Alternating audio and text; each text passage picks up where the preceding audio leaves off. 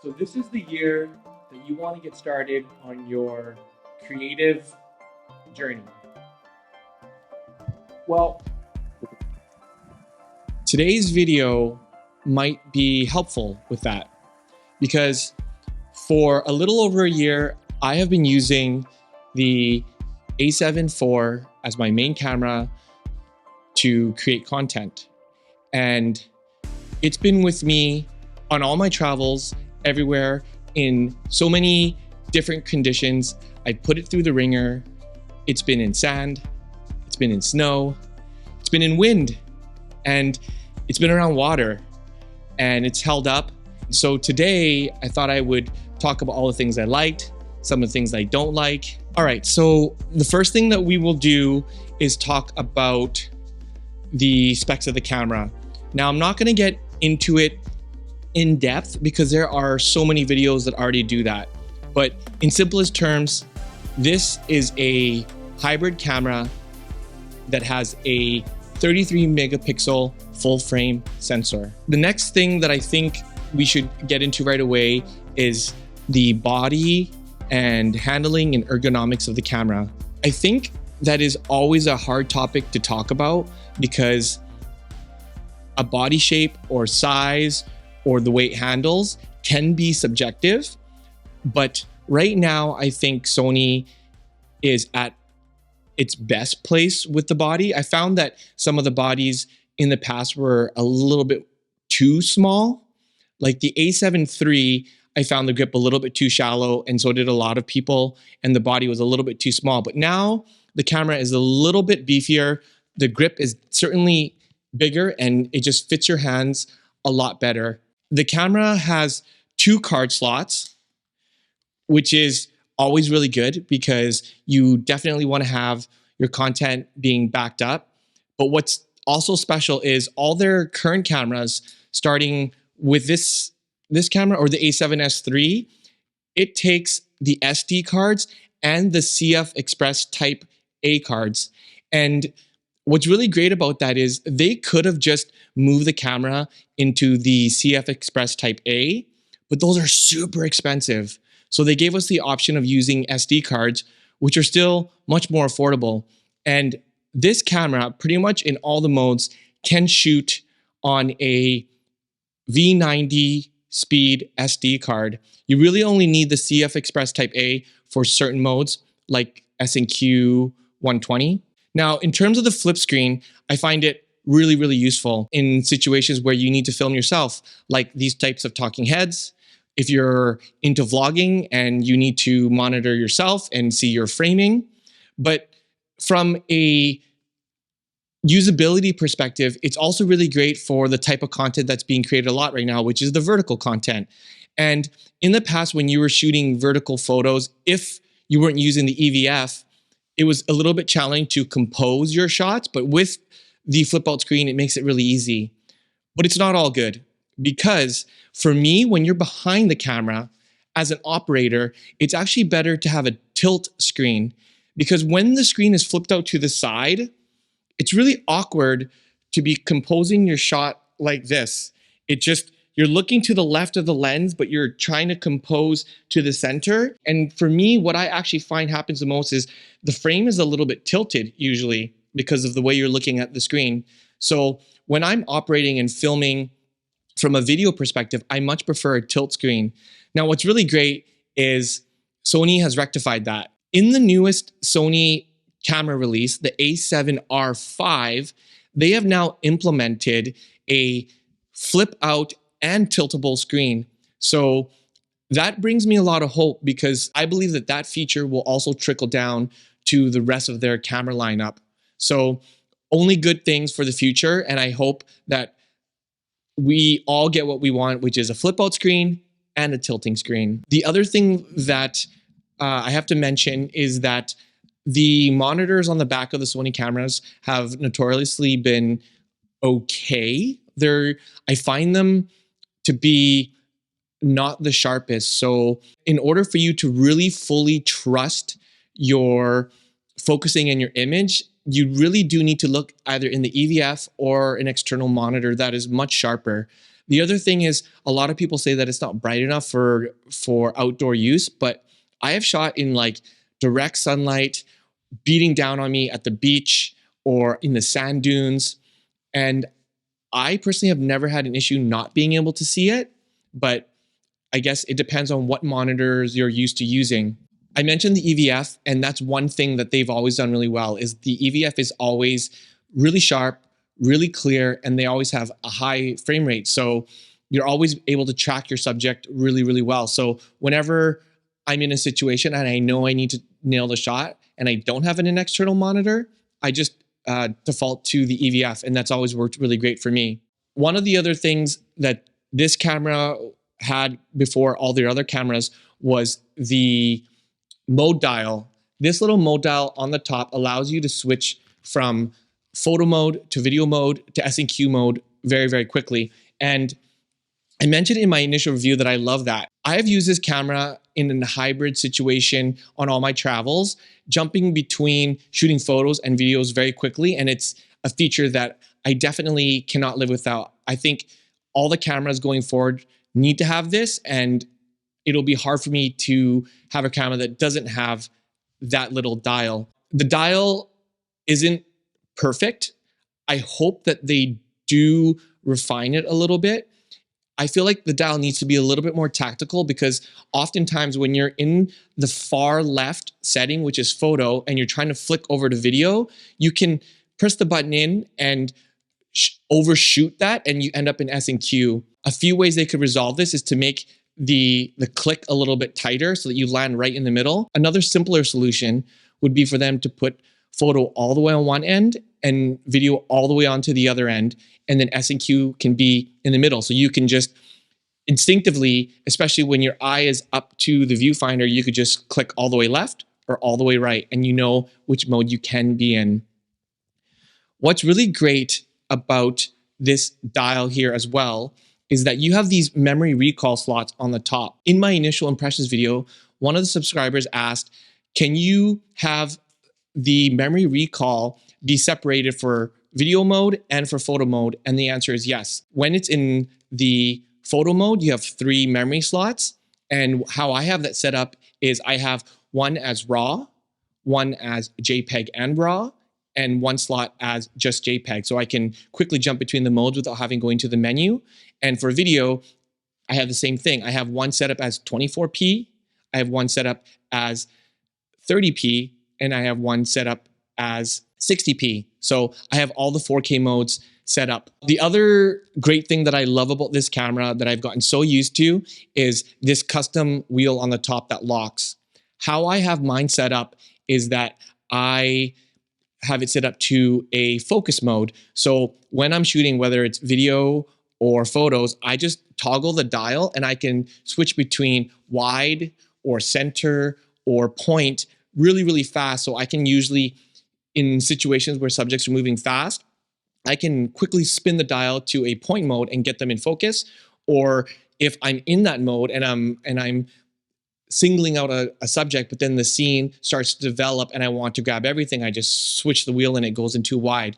And I love that. I love that you can set this to however your shooting style is. And I think that more cameras need to have a custom wheel, not just the buttons. Now, in terms of battery life, we all know by this point that the Z batteries are extremely good. I can be out all day shooting and I never have to worry about battery anxiety.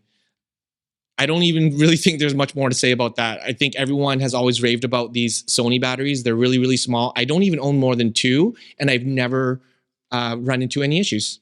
Now, in terms of software, Sony has really improved their menus. In the past, people hated it. And even someone like me who was used to using the Sony cameras coming all the way down from the A6000 series, it was very confusing and hard to remember where things were. But with the new menu systems, the menu is laid out in a way that is actually easy to comprehend. And with the touchscreen, you can navigate through it really, really quickly. But if you are someone who has taken the time to set up the custom menu, the star menu, then getting all your settings set up is super easy. to be honest, I rarely go into that menu system now that I have the camera set up.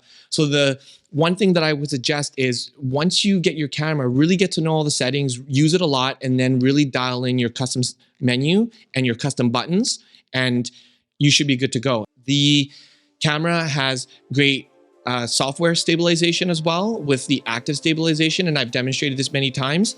It does have a tiny crop, but it really helps smooth out your footage, and it works really, really well.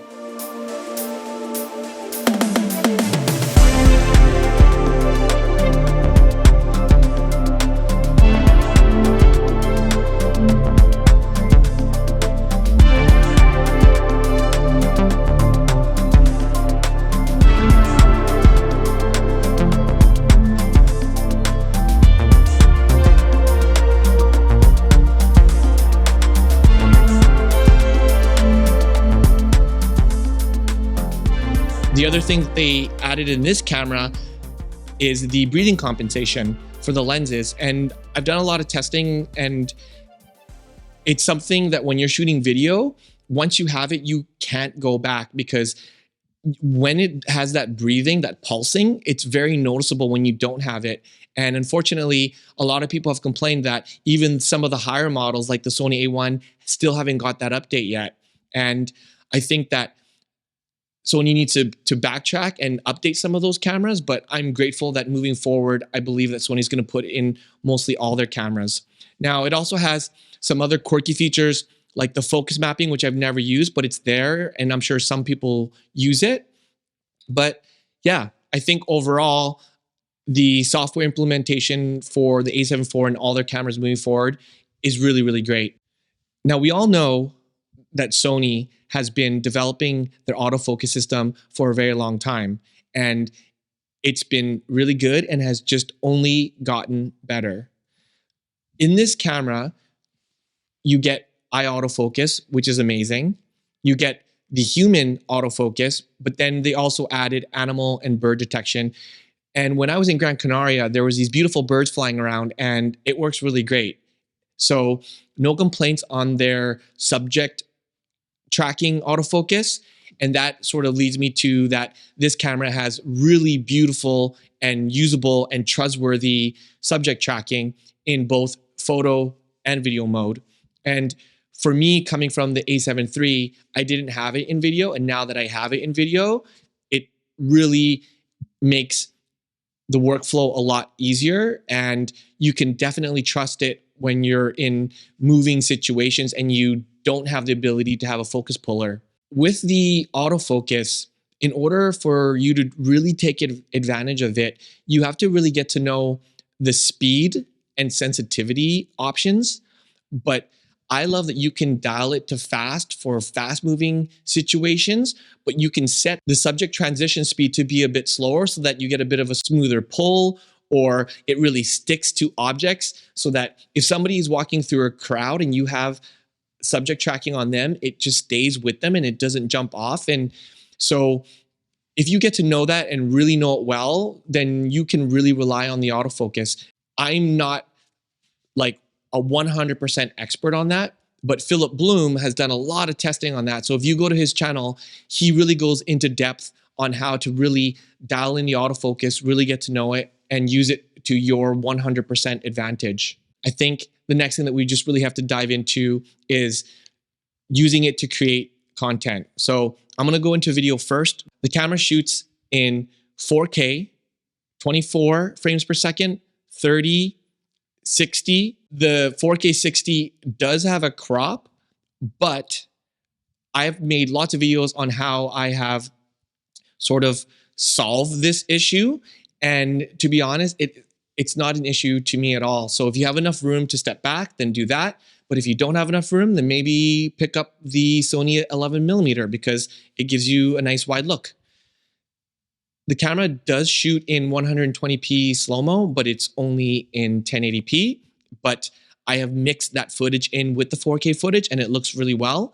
And the reason why is because this camera actually has really good bit rates. It has high bit rates, really usable bit rates, and it also gives you a variety of different codecs. So it gives you the H.264, H.265, which is the high efficiency, but it also gives you all intra, which is super high quality, even though the files are super balloon, but those files are super easy to edit and the quality is really, really amazing. For me, one of the biggest things that changed my images and how much I loved editing my footage and the look of my final product was the 10-bit color. Like, I'm not a scientist, I'm not an engineer, so I can't fully dive into how important that is.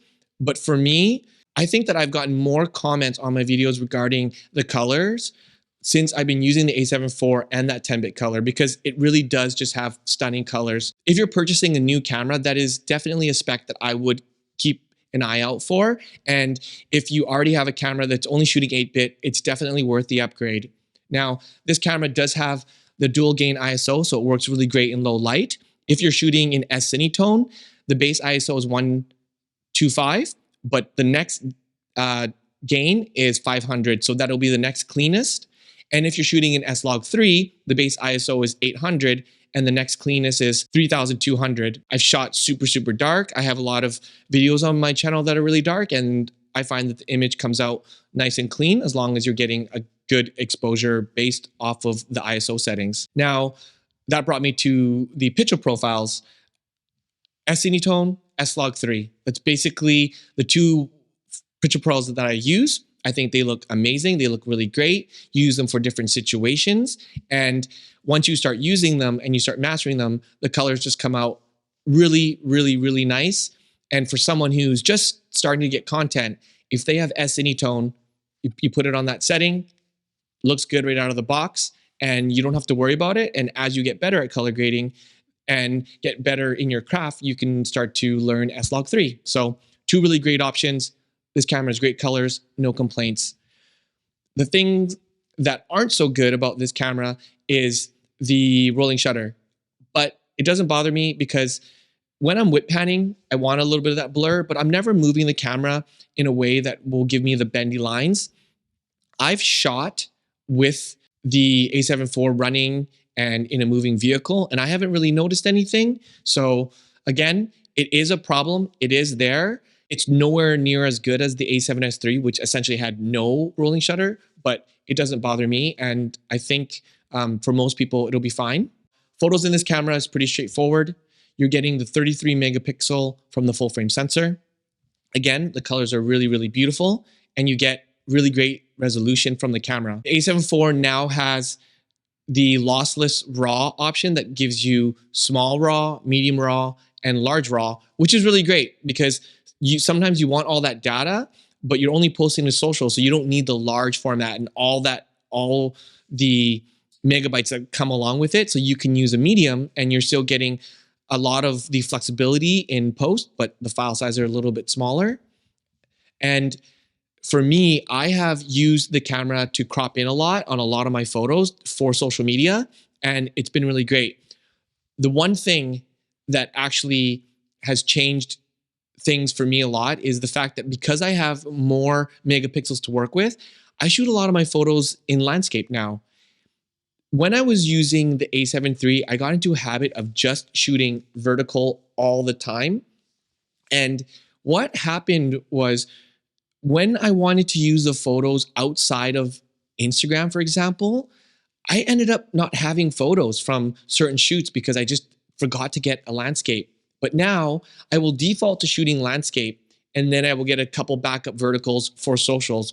But now I have all these beautiful horizontals that I can put on prints or websites. And I don't know, I feel like that is much better. And I just enjoy using the camera more in that way. That was a pretty quick review.